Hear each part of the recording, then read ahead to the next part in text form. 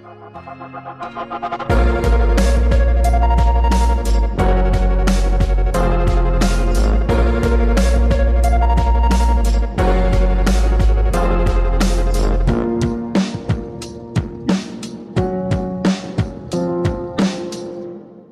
to Blackbird episode number 63. My name is James, and today I am happy to bring back to the show Nick Ashley.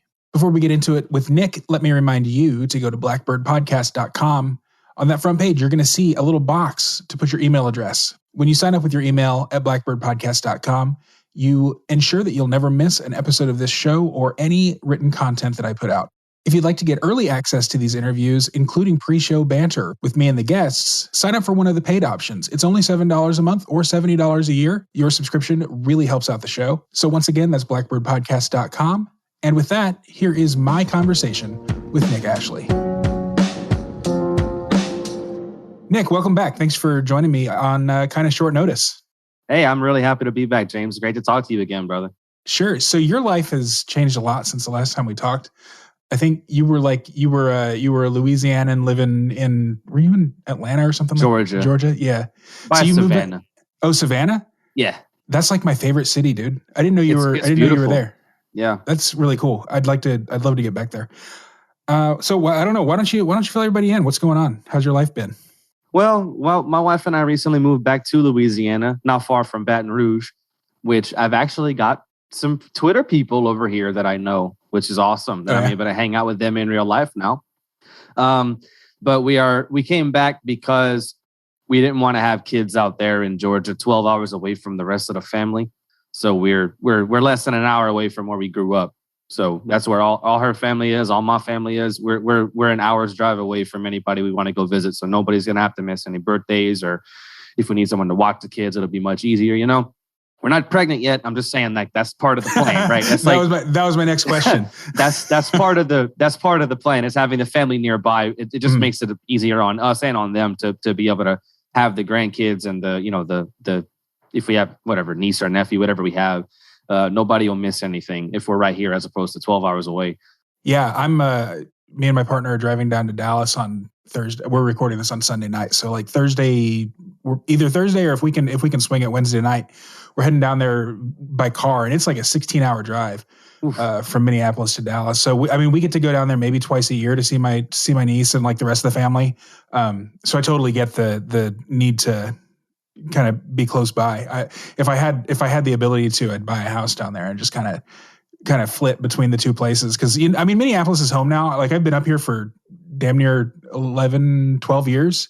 So like this is just my entire life is here. I couldn't foresee myself moving back to Texas anytime soon, unless they secede. Now, if that goes through, I'll give it a second thought. But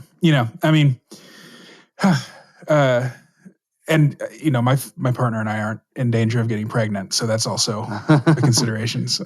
Well, we were only in Georgia for 3 years. I say only. Yeah. That is a long time to live somewhere that's not your home, but we didn't really establish that many. We did. We got great friends over there. The best man of my wedding, like I met him at the job I had there, and stuff like that. So we do have like really some stuff there that we're going to be going back and visiting folks all the time.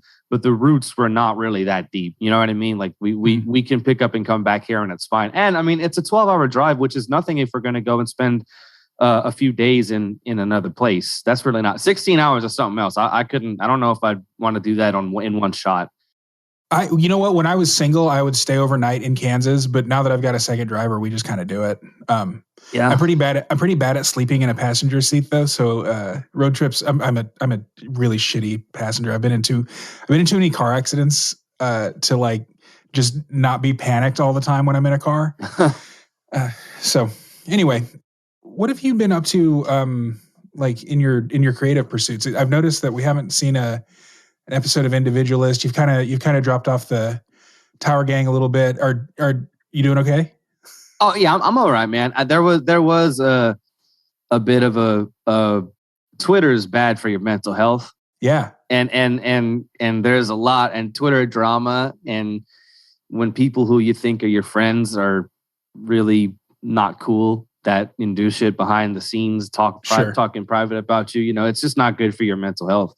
I I'm no longer a part of the Tower Gang show. They're still my friends, and I love those guys. But I don't know if they've said anything about it on their show. I mean, we've talked privately, but I don't think they've announced anything publicly. Okay.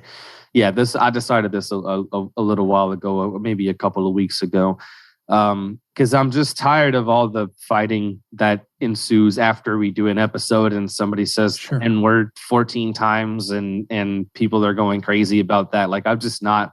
And I found out that a lot of people had some really strange, like, conceptions of who I was as a person from all of it. And I'm like, yeah, it's really weird, man. Like talk about that, because I want you to set the record straight. Because no, dude, I don't want to talk about that much. I'll tell some stuff, but like I can't. Obviously, no names. I did speak to the people privately, and as far as I know, we're on at worst neutral terms. Mm-hmm. Like at worst, one of the people we've kind of become friends again, and but anyway, yeah, like the I don't know if you know. I'll tell you off the air what I'm specifically referring to, but. This just turned into a Pete Q show talking about secret stuff off the air. That's all right. I don't want you to doing that. I don't want anybody to get any unnecessary crap from the, you know what I mean? And I'm not calling anyone out. I'm just talking about what the weird thing to me was. I was being spoken about like as if I was a grifter or a clout chaser or whatever.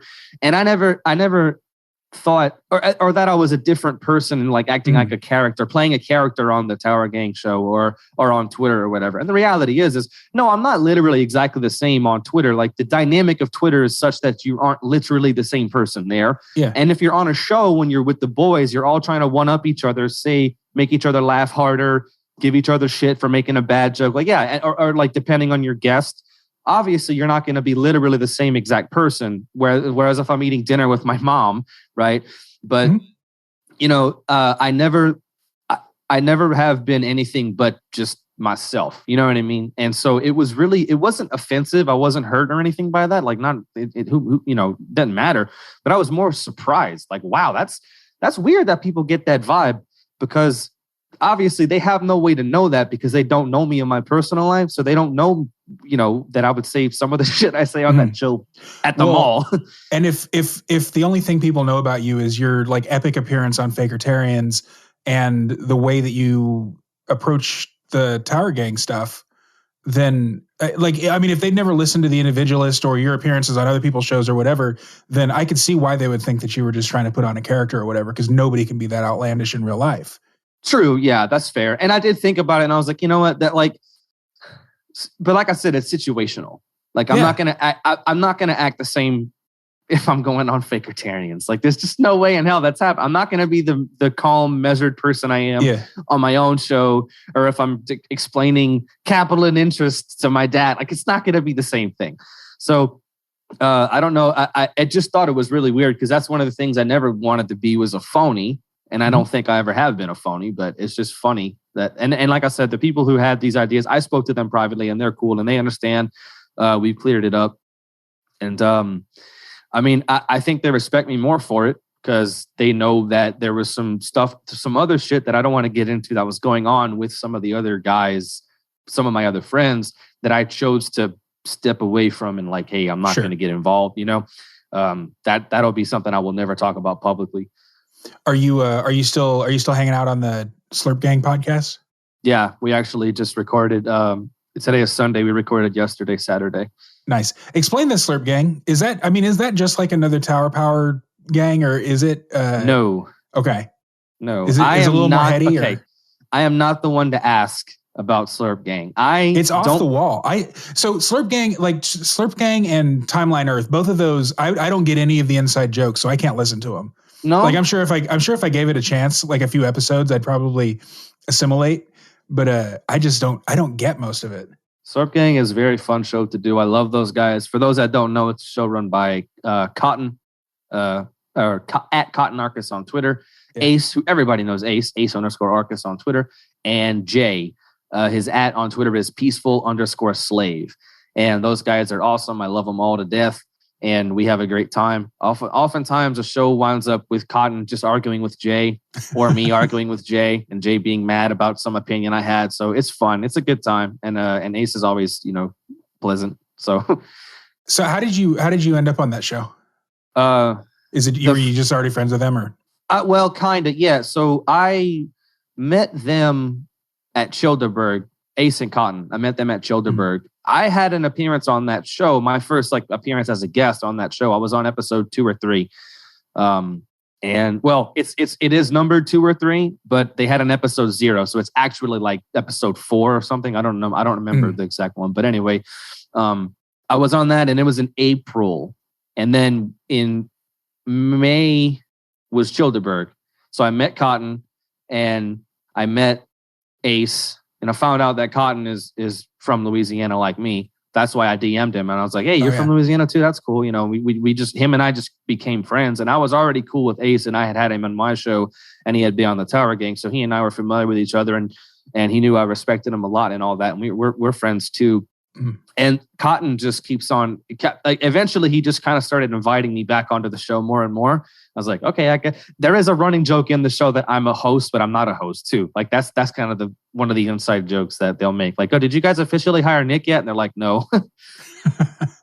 Nice. Well, congratulations on kind of setting your own tone, because I know that's really hard for some people, myself included, to be honest. I mean, I've currently got toes in like 4 or 5 different pools and in like our circles. What do you make of all the different sub movements within libertarianism? You've got the agorists and the Mises people, and the Jason Stapleton people, and whatever else. Here's the thing. I think that everybody, this is going to sound like some dumb hippie shit, but literally, I just mean it. I think everybody in those, sects of libertarianism, really libertarian Twitter, it's really not like, I don't know how much else goes on. Yeah. I just see everything on Twitter because that's the only platform that I'm on. But every one of those, there are people in all of those groups that have a lot of good things to say. The problem is, too many of these different groups are always fucking with each other. Oh, I'm sorry for the language. I don't remember. Okay. You're good. No, you're fine. I always do that, man. But they're always going after each other and talking crap. And it's like, we don't have to have, if you're so confident in your strategy, then focus on doing what you do. Do not focus on what you think is not going to work. Like, don't focus on going after people who are doing the things you think are incorrect. I just don't think that's productive at all. It'd be way more productive to spend your energy, mental and physical energy, on doing what you think is the right move. Now, whether that means you're in the LP Mises Caucus, whether that means you're doing Tho Bishop stuff with the Republican Party, like, it doesn't matter. Whether you're going to go full on agorist or you're going to go full on Ted Kaczynski minus the bombs and go live in the woods and just go and ignore the state, that kind of thing. Obviously, minus the bombs. We don't want that.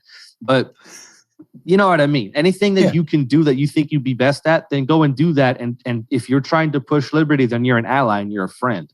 But the best about it is that the more intellectual diversity there is among these groups, is that means you have more ideas, obviously, like by definition. But the problem with that is, we have egos. Every human being has an ego, and we all think that we're right all the time. Or we're all guilty of thinking we're right, right? Like we're all guilty of thinking we're Mr. Big, we're the guy that has the correct idea, blah, blah, blah. So there's that in every of these groups where they think they're the only one who's right and everybody else is stupid. And that's just counterproductive. And I'm guilty of it too, obviously. Like I just said, we're all guilty of thinking we're the one who's right. But overall, I think that it's best that we have all these different things trying to push forward this giant, more umbrella of libertarianism. Do any of those speak to you more than the others? Like, what's your focus been on? Well, as of late, I'm not really. At first, I was real into the LP Mises Caucus because of Dave Smith and some other intellectual thinkers that I respect, like Tom Woods and Scott Horton. But after I started to see what the LP really is and how that the first Zoom meeting I tuned into, or it was one of those live streams they did where they were having a Zoom meeting and they were doing it live on YouTube. Yeah. I don't remember which one it was. It was something to do. It was one of those ones about the LP New Hampshire fiasco at the time. Oh, was this an LNC meeting? Yes. Okay. And I was like, Jesus Christ, dude, it's not often that I am the most normal and least autistic person in the room. But if I was in that group, I would have been the most normal, well-socialized, regular, balanced person in that whole talk. Yeah. And I was like, that ain't a good sign if I'm the guy. Was that the one that I gave a drunken rant on? I don't know. I didn't watch very much of it. Okay, there were a couple, and one of them I was absolutely shit-faced. We were gonna go. We were like already pre-gaming to go out to the bar when I got the notification on my phone that this thing was happening, and I was like, oh shit, I got to go say something, and I just ranted. And then I ranted about being gay in the Mises Caucus and like how they've been so welcoming, blah blah blah. Mm-hmm. And then that kid Gus. Yes. This was when what's his name, Jeremy Kaufman, yeah, Jeremy. Yeah, when he said that shit to Gus about this guy would certainly suck my dick or whatever it was that Jeremy said that got him in so much trouble. Mm-hmm. That was when Gus was responding to me saying that I didn't know that. The only reason that the Mises Caucus welcomes me is because I don't even remember. It was some kind of, he was basically saying they were gaslighting me. So like I guess that's one of the reasons that I stick with the Mises Caucus is because they stick with me. Mm-hmm. And I mean, it makes sense. That's how you make friends. Like if you're friendly with somebody and they're friendly back with you, then you're friends. Yeah. Right. So yeah, Gus was right. But like, I mean, it doesn't, what he was saying doesn't mean what he thinks it means. In any case, I think I agree with you. And also I was at a LP event last weekend and it was like the exact opposite. So if the people on those calls are like the most autistic, like the smartest person in the room, like stereotypical libertarian, the rank and file people who show up for their little weekend long events are like just idiots. They're just dumb. And I don't like talking shit about people, especially like if I feel smarter than them. Like I don't say anything, but these people were just dumb, just spouting off talking points. Like I mentioned Dave Smith at the dinner table, and like they just got visually like repulsed. Just at the mere mention of him. One lady was like, she goes, yeah, the libertarian position on abortion has to be pro-life or pro-choice because the woman does not choose to become pregnant. If you're a man and you get me pregnant, you chose to ejaculate inside of me. She said those words. You chose to ejaculate inside of me. So it was like the complete other side of libertarianism, and both sides are completely annoying. And then there was the dudes that were just, they're from out in the country and all they care about is guns, which is perfectly fine. Like, they're the kind of mind your own business libertarians, which is the ones that I guess I like the most, but they're not like, reading books and stuff. So yeah, dude, it was like that at Yale in Florida a couple of months back, where I went to that and hung out with my group of friends that I had, some Twitter friends that I got to meet in real life, which is sweet, always. And dude, I mean, I don't mean to be a dick, but just the amount, and it wasn't a libertarian thing. It was a bunch of different liberty-minded, whether it was, YAL is more of a liberty Republican group than it is than it is a Libertarian Party group. Now, I mean, the Mises Institute had a table there. The Mises Caucus had a table there, which actually Tho Bishop was running the Mises Institute table because he's over there in Florida, which is where the event was. And they had people from the Atlas Society, people from Cato, people from Reason. It was more of a bigger tent event. If that word ever applied, then it would apply here, a big tent thing. But it was the level of autism, dude. I can't think of a better way to describe it. It was so, because here's the thing. This place was gorgeous. It was a 5-star hotel and resort. Because what happened was their 2020 event, this is what I was told by some people that were with y'all. Their 2020 event was canceled. So they doubled up the budget because they didn't have the 2020 event. So they used that money and put it into the 2021 event, wow. plus a 21 events budget on, already. So they doubled up on the budget and got a 5-star hotel and resort. There was a water park inside of the confines of the hotel. The inside of the hotel had like a tropical like forest theme with real plants. It was beautiful and it was amazing. It was the most extravagant building I've probably ever been in my life, except for the Palace of Versailles. I am not exaggerating, dude. It was incredible. Wow. So me and my more normal friends, we're hanging out. Okay, but wait, Unicorn Daddy is not normal. No, okay. Well, let me tell you, I will get into him. But we were the people that I went with. He wasn't going to. He didn't go to Yale. He just came to hang out. Like we were part of the thing. Really? Yeah, he just went there because he lives in Florida too. He didn't live very far, maybe an hour, I think he said. So we would go to there's a Publix, half a mile away. We would go get beer and come back after the people we wanted to see speak. After that was all done, we would just go and find some place to chill and drink and hang out and talk. Well, naturally, as you have a circle of people are attracted to it. And then we were handing beer out to people that would come by. Hey, you want a drink? Because I had a bag. Dude, there's a video. This is a small aside here. There's a video that Yale posted. It's on their website. It's on their official like social medias and shit, where there's people like it's just like a highlight of the thing. And it's got certain shots of people talking about Yale and talking about why they're involved in the organization and stuff. One of them, it's a girl that's talking, and I walk into frame with a beer in my hand. You can see me in the background with the beer, and I have a green tote bag over my shoulder, slide full of beer. Oh man, nice. Yeah. So I am in the Yale official video with the Busch Light in my hand with a bag full of beer.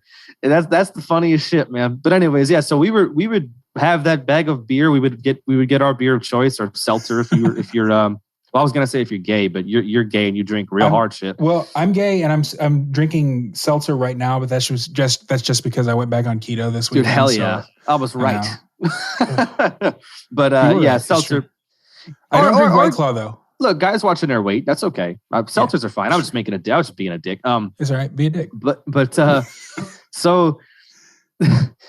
Like I said, as you have a group of people who are chatting and talking about whatever it is, you have more people start to come in and join the group that are not part of the thing. They just kind of they're straggling. They're walking by. They're by themselves, and it's say, "Oh, a group I can go hang out with," and then that would devolve into just like autistic theory and politics talk. And we're like, "Yo, we do not want to talk about this right now." A couple of us were some of them were talking and hanging. And I was a little bit when the topics were like economics, which that's my favorite thing. I would talk about economics. Like I got to teach a Randian about Bastiat. And that was one of my favorite moments of the thing where I got to teach him about the concept of the seen and the unseen. I was like, yes, this is awesome. This is what I like to do. But other than that, we have people talking about like Israel and the foreign policy and all this shit. And I'm like, I get it. We're at a Liberty event. But look, right now, I just want to have a drink with my friends. Now, mad props to Taylor Shiring at @T_Shiring on Twitter. He works with Hoppy.org, and he has been on Tower Gang, and he has also been on my solo show, The Individualist. And that guy, we talk about this on our episode. He was phenomenal. First of all, hammered the whole time, but talking about theory, talking about Hoppe's writings, talking about private property and how you extrapolate from self-ownership and all this, just all the Rothbardian and Hoppe and stuff just flowing elegantly out of this blasted man, but for hours, literally hours. So I was with another friend of mine. There was a group of us, and I was with one other friend who I could tell she was sitting there like, not comfortable, just like, this sucks. What am I doing? And I was like, hey, you want to go for a walk? And we would just get up and just walk around to take a break from the autism. And then we would come back and Taylor's still talking about, so argumentation ethics is where I'm like, God damn, what a soldier. You and I are going to be at the Tom Woods 2000th episode together. I'm really eager to see like what that's going to be like, because me too. I mean, these are the nerdiest of the nerdy. Like you think the Yale event was bad. I mean, I don't know. You've been in the Tom Woods Facebook and MeWe group for a little while. I haven't logged into MeWe in weeks. I know, probably months. I feel bad. I only log in really to share my show with the group. I hardly ever post in there. So like now I just feel like a spammer, which is awful. But I don't even post in there. I'm only on Twitter. I don't have the energy for multiple social medias. I don't know. That's the thing. Like I force myself. In fact, I put my show everywhere. I put it on Minds and what else? Like Float. Do you even know what Float is? Have you heard of it? Yeah. Mm-hmm. Okay. Like everywhere. But Twitter really is the only place I ever interact with people. every time I log into Facebook, I've got, like 100 notifications to just deal with. Well, what else? So you wanted to talk about people doing, like, taking action in their life to kind of improve their station. What have you been doing? What's going on? Well, I'm going to the gym now, for one. That's one thing. But what I really wanted to talk about was helping out your neighbor, because this is the thing. And I'm not criticizing anybody in particular here. This is just kind of a general theme that I've noticed. First of all, I will say that it is very important to have shows that are big, like Tom Woods, and Tom Woods is on way more than just a podcast, obviously. It's important to have guys who are popular and even kind of breaking out of that underground libertarianism and kind of getting even into the mainstream, like Michael Malice getting on the Fox News regularly, Dave Smith getting on the Fox, with Kennedy regularly. That's great. We need more popular figures who can espouse the ideology in a good, clear way that's appealing to people. Because the fact of the matter is, a lot of us wouldn't have discovered the shit if it weren't for somebody popular talking about it, right? Mm-hmm. A lot of us wouldn't have. So we do need that. And it is awesome to have shows, whether it's one of the best examples I can think of, that he has all kind of different guys, thinkers and everything on there, is Pete Quinones, Free Man Beyond the Wall. Yeah. Excellent show. But we need these people that do that. But at the same time, whether it's Pete or whoever else, not saying Pete is guilty of this. I'm just saying, like, I'm just using his show as an example of somebody that talks to a lot of people in the sphere. It's really easy to get lost and kind of lose your humanity when you start talking about theory and ideology and all the, whether it's economics or what's going on in politics and Florida COVID versus New York COVID. It's easy to get pessimistic and black-pilled. It's easy to lose sight of what ultimately we should be doing, is doing the right thing and doing right by the people around you. You know what I mean? Yeah. When you're just talking to people that more or less already agree with you, that's kind of, what are we doing? You know what I mean? That's not the most productive venture. Like, again, like, I'm not saying that it's not important to have people to explain the idea. That's not what I mean. I hope this isn't coming off wrong. But what I want to start focusing on is things like self-improvement, whether it's eating cleaner and going to the gym, and like, you change your world before you can change the world. Yeah, you know what I mean. Now, whether that's getting it's Jordan Peterson. I mean, it's his very pretty much. That really is right. You're actually correct about that. Yeah, Jordan Peterson says very similar shit to that. Yeah, maybe I don't know if I got that from him but me being like, I haven't been on Twitter for very long. I only joined in December. It was like December 30th of last year, so I've only been on for about 9 months, and I've seen a lot of shit really quickly, and I've started to understand, like, a lot of folks don't even know their neighbors. They don't know how to change a tire, for example. They can't change their own oil. So, like, or they don't help people out in a way that I know they could, because they're capable of it. So for two reasons that I think that this is important is, for one, this is the more, cynical may not be the right word, but I think you'll understand what I mean. It's like the more self-serving thing. If you're out there, like, say I'm wearing a Rothbard shirt and I'm organizing a food drive, they're going to look at me and be like, oh, this guy's about it. He's putting his money where his mouth is. Because one of the biggest things we talk about that's affected America is the welfare state. And if we're saying we need to get rid of the welfare state, to me, that means a lot more coming from somebody who is actually showing that this voluntarism, helping people get food in their mouths, because that's what, the welfare state is. It's a lot of it's food stamps, frankly. It's a lot of what it is. So if you're a guy who's talking about ending the welfare state, that means a lot more, in my opinion, and I'm sure in the opinions of normies, that means a lot more coming from somebody who's actually going out and helping feed people outside of a statist paradigm, whether it's just buying food for people or organizing a food drive or, raising money to buy bag lunches for kids, feed a hungry kid, in the city or whatever. Stuff like that is the kind of thing that I really want to get involved in doing. Nice. Have you started doing that kind of thing? No, but the thing is, I can't say very much, but the job I am about to get, I'm about to start another job. I'm getting out of mechanic work. I'm not doing that anymore. The job I am getting this is a company that works with charity organizations to organize events and to fundraise and do stuff like that. So it's not directly charity work, but I will be rubbing shoulders with charity organizations and people that work with that. And like a thing that I had in mind, because I mean, I've got a sizable following. I mean, in my opinion, like I got, I don't know, almost 5,000 followers. I didn't think I'd get 500 followers. Like this is a way different thing than I thought it would be. So I had like just for an example, the kind of things that I think I'm capable of doing because of the size of my following and the people that I know and the knowledge that I have. I mean, I could raise $1,000 and get 10 kids to the eye doctor to get them an eye exam, check them for glaucoma, see if they need glasses. I know how to get cheap. I know how to get cheap glasses. These glasses I'm wearing are $15. Get them online on a website I know. Like I could do that, and I've got the time. I've got the money. I've got the following that I could probably raise GoFundMe $1,000 and just take 10 kids from the primary school that are poor and bring them to the eye doctor or bring them to get their teeth cleaned at the dentist, something like that.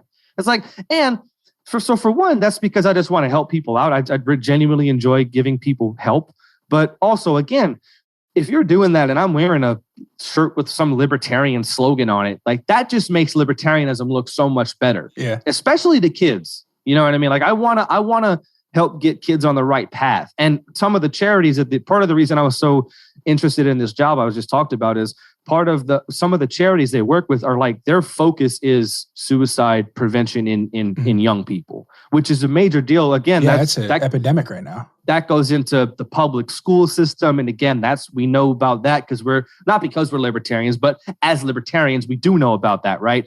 So that's something that I have knowledge on that I could get involved with that charity itself rather than just doing marketing for that charity. You know what I mean? So it's a thing that I think that this isn't me criticizing people for not doing what I am doing. This is just me saying, this is where I feel like I'll be most effective at changing the world and changing my little world rather than changing the world with doing podcasts or whatever else.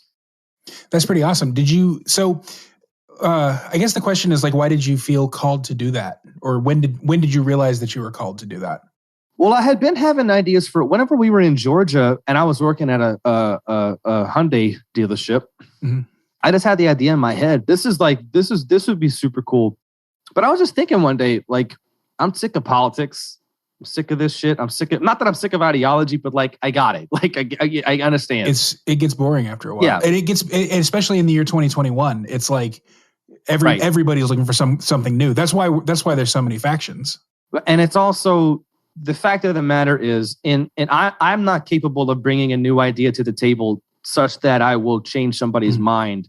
Well, maybe in my personal life, which I have, but I think in a general sense, that's just not what I'm going to be good at. Not that I don't want to stop. The reason I started doing this show was so I could talk to interesting people and so I could learn and have people that were listening also learn. Right? That's why I did it.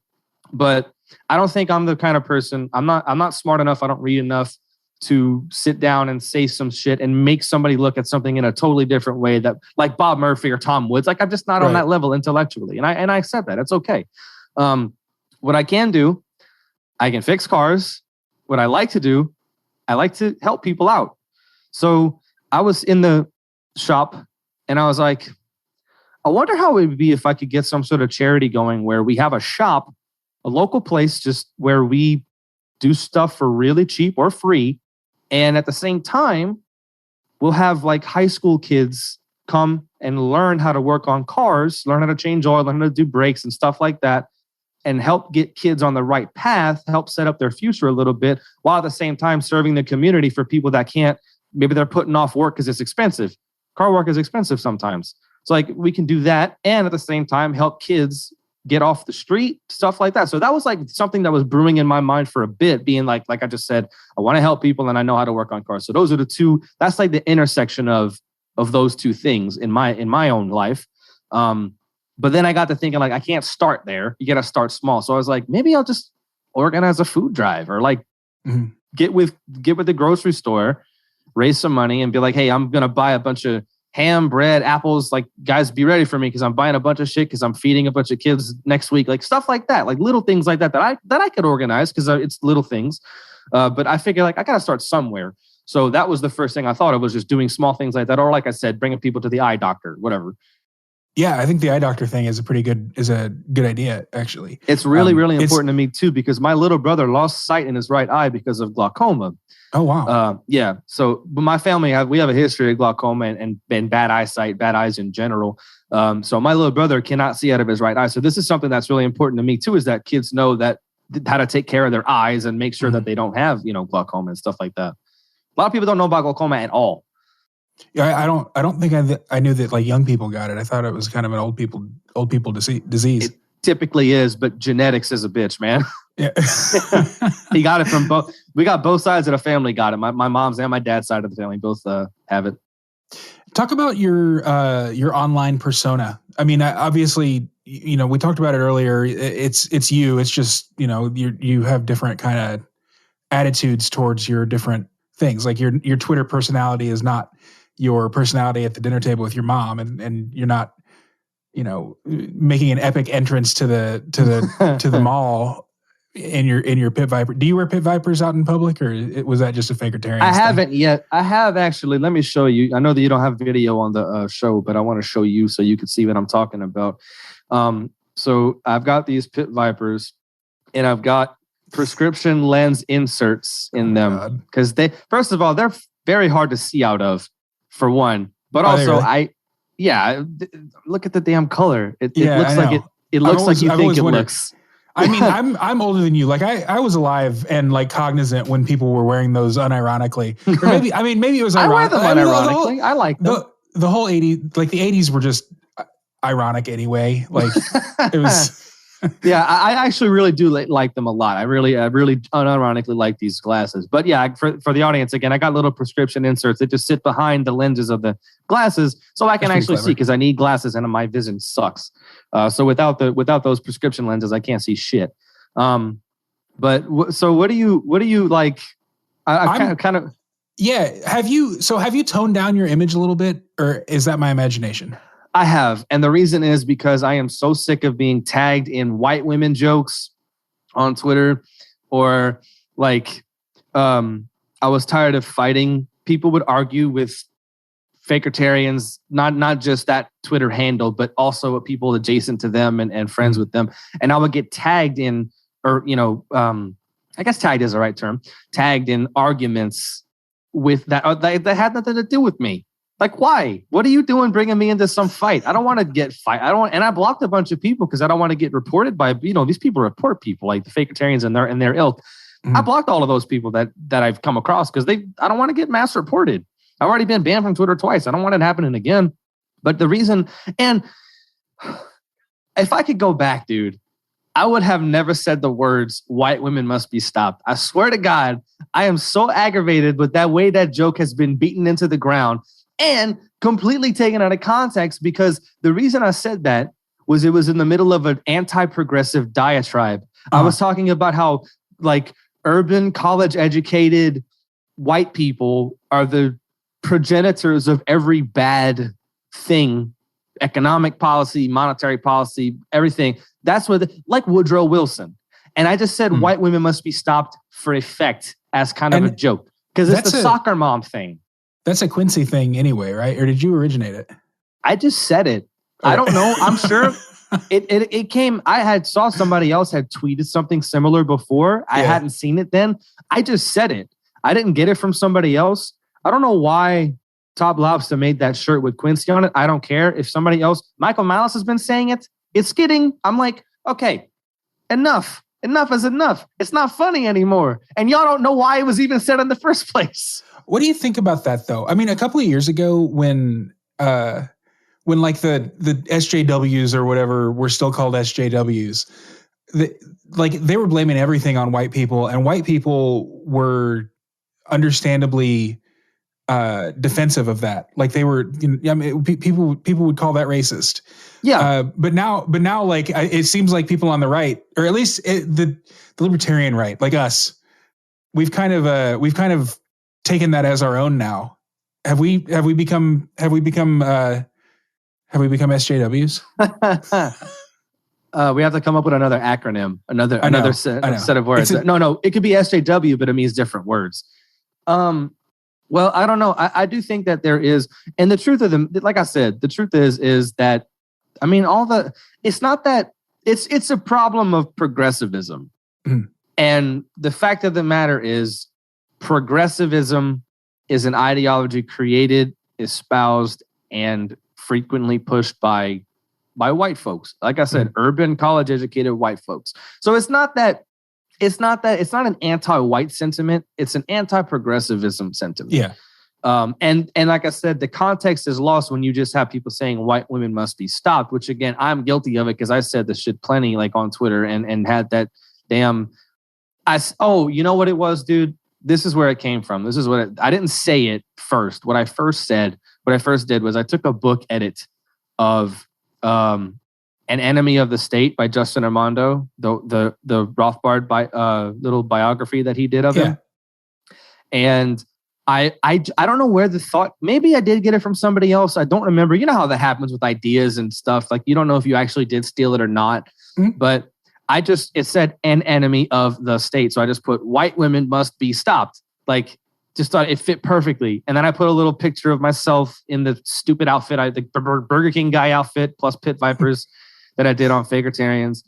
And I posted it. And then I said it on the show after that. I said it on Tower Gang after I did that. And then my dad said it on the Shoe on Head episode because I crashed that show to insult them all for being fucking simps and to tell them that they were wrong for having a white socialist woman on the show. And, you know, that stupid thing that I was doing at the time. But that's where it did. That's where it came from. Like I said, I don't know if I did wind up. You could accidentally steal shit. I think that's legitimate. Yeah. Well, I mean, it's intellectual property. That's not real. Fair. All right. Well, get back into your new calling. I deeply admire what you're doing. When do you start your new job? Next week. Next Tuesday it should be. Nice. What are you going to be doing? I mean, don't get into too many I can't say specifics. too much because I don't even know, dude. Like they like the official. Well, I'm sure I'm going to learn a lot more because it's going to be Tuesday that I'm going to the orientation. So we'll figure out. I'll learn more about it, but I don't want to do too much with that. I'm kind of facing the dilemma. I'm not going to like stop doing Twitter or tone it down or anything like that. Yeah. Not more than I already have anyway. But I'm faced with a dilemma of do I let that, because it's a corporate, I don't know if it's a corporation or not, but it's corporate America, right? Like that's what that is.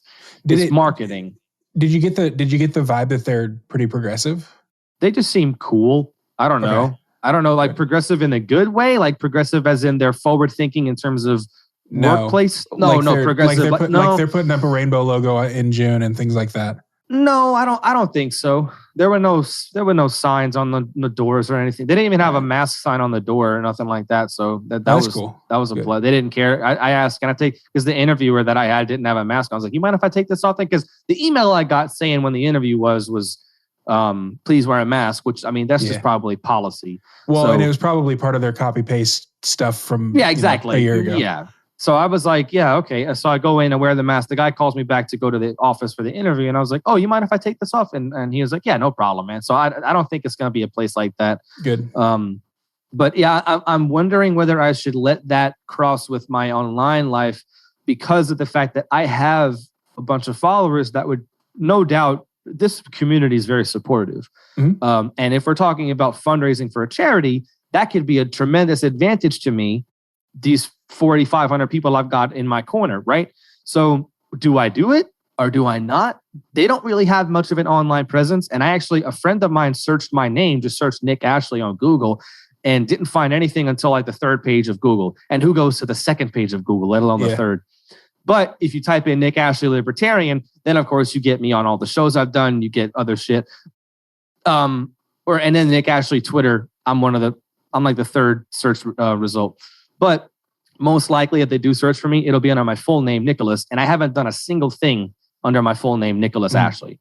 There's nothing if you look that up. Not even nothing, not at all. Not even a Facebook account or anything. So I'm not worried that they're gonna find my shit and fire me. What I'm worried about, what I'm worried about is some fucking idiots going after me that don't like me. Then they go to the job. Because normally whenever a job like finds your shit, I don't think that that's a prompt for them to say, you're out of here. I think that I'm sure what happens is they get what is perceived to them as a massive amount of outrage when really it's only like a few people, but it's disproportionately that they start panicking like, oh shit, profits and blah, blah, blah. This person's a bad look for the company. If people find out this person works for us, then what's going to happen? So that's when people get fired. I don't think it's that they find people's stuff, but either way, they're not going to find me online. But I definitely could, excuse me, I could. It's a delicate balance that I'll have to figure out over the next coming weeks or months. So yeah, it's the kind of thing that a lot of people, I mean, I work for a software company. Like I could probably be fired. I don't know. I don't really say a whole lot of controversial stuff because I don't have a lot of controversial opinions, I guess. But you know, I mean, I've put out a few memes that are not great. Oh, I've definitely done some shit that could get me fired from a corporate job. Yeah. I definitely have. Yeah. So I mean, given the proper amount of people who wanted to go, who went to the company and said, it's working for you. That's right. All they would have to do is show your appearance on Fakertarians. I mean, it's a really shitty situation to be in because like. Oh, I'm not worried about it though. Like, here's the thing. If I get fired by a company because of my online antics, then I don't want to work for that company anyway. It's not like this is yeah, exactly. Thing. And I got the sugar mama hookup anyways. So like you commented on that multiple times. I forgot about that. Yeah. So I'm in a very, very fortunate situation where I can do whatever the hell I want to because we're fine on money. We're absolutely fine on money. And that's not a problem. Like if this was a situation where we needed me to have a job just to get by, like that would be a different situation. But we're fine. Because we're smart and we're low time preference, right? So that hop, I gotta get that hop out here. But anyway, all bullshit aside, like it's not a big deal for me personally, but it would aggravate the hell out of me if it happened. But we'll see, because I mean, like I said, they have an Instagram account with like 10 followers, like that's all they have. That's the company. Yeah, which actually, somebody like me who's proven to be decent at social media, maybe they may like that I'm know what to do on social media. Like, I don't know. Yeah, maybe who knows? Yeah, maybe I could be a social media person for their company. I have no idea. That'd be cool. I'm just sort of looking for ways to go independent myself. Like I like my job, but I would be making a lot more money in addition to not having to worry about like employer backlash, and just also not have to worry about having an employer in general if I were doing it independently. It's just a matter of building up sort of a portfolio of potential clientele, which, I mean, that's not difficult, but I'm like in Jason Stapleton's program. That's kind of where I'm at right now. So I'm still a member of the Mises Caucus, and like I sit on my state board of the LP, but my heart is, and always kind of has been, in the entrepreneurship, wealth, power, and influence type thing. Although I mean, I don't even really need the power and influence. Like it'd be nice to be well thought of by the people in power, but I don't need it. Like if like, to me, like Jack Dorsey, the CEO of Twitter, I look at some of his early stuff when he was first starting this company, and it was going to be like the bastion of free speech. He was like a total libertarian. I mean, the fact that he tweeted out Anatomy of the State a few weeks ago or whatever it was, it didn't surprise me, because he's always been kind of libertarian. It's just the fact that he's got this gigantic social network that has become kind of co-opted by the state. That I mean, his reputation as the CEO of Twitter needs to be different from his reputation as an individual, because he's actually pretty cool. I don't want to be in that situation where I'm having to compromise my values for the sake of my company. Yeah, here's the thing too about that, and this is something that I think, like, as libertarians, we know that the state is just the mafia.